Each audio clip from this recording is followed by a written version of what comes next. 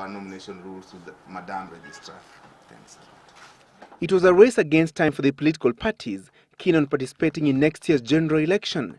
The parties that intend to field candidates in the March 4, 2013 polls had until close of business Wednesday to submit their nomination rules to IEBC and the registrar of political parties. Parties that submitted their documents just before the deadline lapsed were TNA, UDF, URP and the New Vision Party. If you have not filed them as required by the Elections Act, then definitely you cannot conduct nominations because you have no rules authorized by the Commission. The Orange Party ODM, that has also submitted its documents, has a clause requiring persons eyeing its ticket to demonstrate active participation in party programs at least 6 months before seeking the nomination. However, exemptions can be made if circumstances allow. Those seeking to fly the party's flag in the presidential contest must be over 35 years old and life members of the party. ODM presidential aspirants will also have to pay 1 million shillings in nomination fees. Governor, senator and National Assembly aspirants must also be party life members and will be required to pay 300,000 shillings, 250,000 shillings and 100,000 shillings respectively.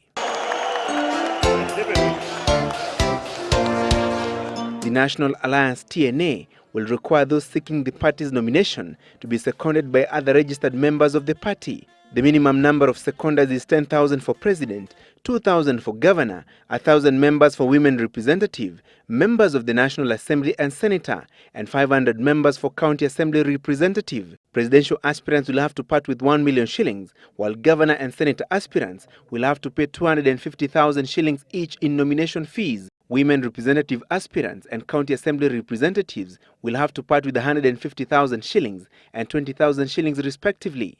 There still will be no direct nominations in TNA from the presidential level to the civic, to the members of the county assembly. They'll all have to go. We have no preferred candidates in any part of this country.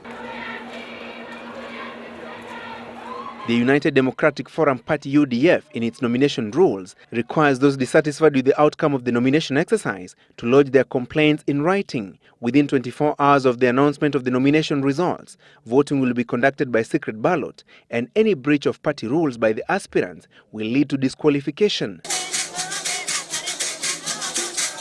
The United Republican Party URP, in its list of nomination rules, states that only bona fide members will be allowed to participate in the nomination process or seek to vie for any seat on its ticket. Voting will be done through secret ballot, and any appeals must be lodged within 3 days after the nomination results are released.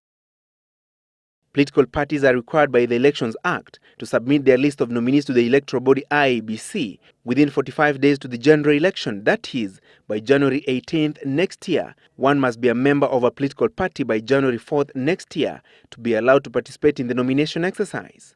Francis Gachuri, Citizen Live at 9.